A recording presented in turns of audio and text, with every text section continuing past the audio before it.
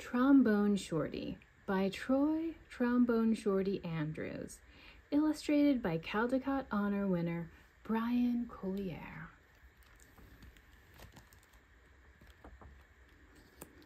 Where are you at? Where are you at?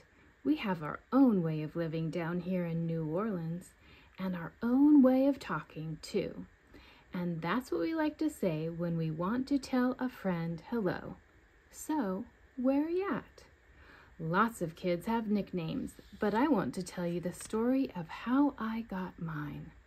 Just like when you listen to your favorite song, let's start at the beginning, because this is a story about music.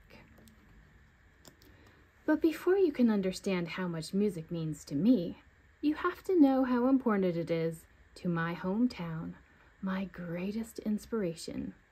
I grew up in a neighborhood in New Orleans called Trombone. Any time of night, you could hear music floating in the air. And there was music in my house, too. My big brother, James, played the trumpet so loud you could hear him halfway across town. He was the leader of his own band, and my friends and I would pretend to be in the band, too. "Follow me," James would say. There's one time every year that's more exciting than any other: Mardi Gras. Parades fill the streets and beaded necklaces are thrown through the air to the crowd.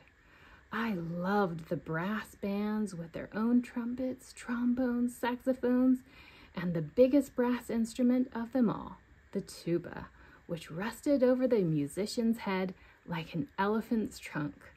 "Where are you at? Where are you at?" the musicians would call.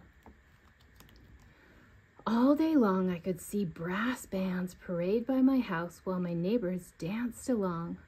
I loved these parades during Mardi Gras because they made everyone forget about their troubles for a little while.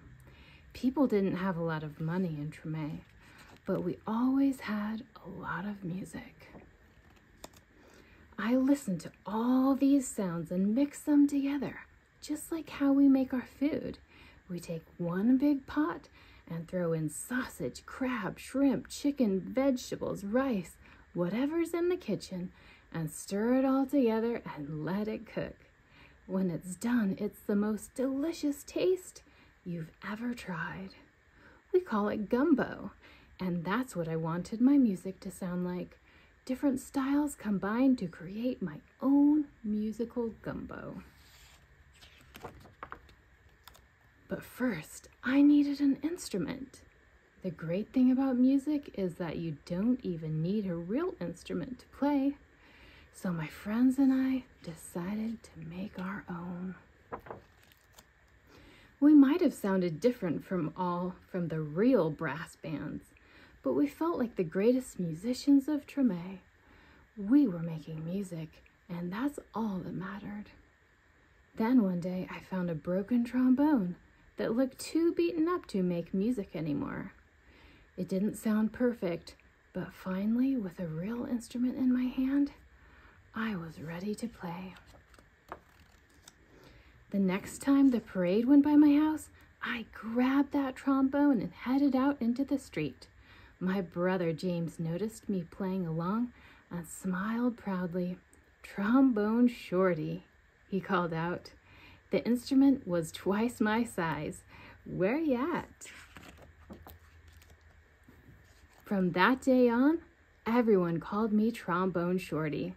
I took that trombone everywhere I went and never stopped playing. I was so small that sometimes I fell right over to the ground because it was so heavy. But I always got back up, and I learned to hold it up high. I listened to my brother play songs over and over, and I taught myself those songs too. I practiced day and night, and sometimes I fell asleep with my trombone in my hands. One day, my mom surprised me with tickets to the New Orleans Jazz and Heritage Festival, the best and biggest music festival in town. We went to see Bo Diddley, who my mom said was one of the most important musicians of all time. As I watched him on stage, I raised my trombone to my lips and started to play along. He stopped his band in the middle of the song and asked the crowd, "Who's that playing out there?" Everyone started pointing, but Bo Diddley couldn't see me because I was the smallest one in the place. So my mom held me up in the air and said, "That's my son, Trombone Shorty." "Well, Trombone Shorty, come on up here," Bo Diddley said. The crowd passed me overhead until I was standing on the stage next to Bo Diddley himself. I walked right up to the microphone and held my trombone high up in the air, ready to blow. "What do you want me to play?" Bo Diddley asked. "Follow me," I said. After I played with Bo Diddley, I knew I was ready to have my own band. I got my friends together and we called ourselves the 5 o'clock band because that was the time we went out to play each day after finishing our homework. We played all around New Orleans. I practiced and practiced, and soon my brother James asked me to join his band. When people wondered who the kid in his band was, he'd proudly say, "That's my little brother, Trombone Shorty. Where are you at?" And now I have my own band called Trombone Shorty and Orleans Avenue, named after a street in Tremé. I've played all around the world, but I always come back to New Orleans, and when I'm home, I make sure to keep my eyes on the younger musicians in town to help them out, just like my brother did for me.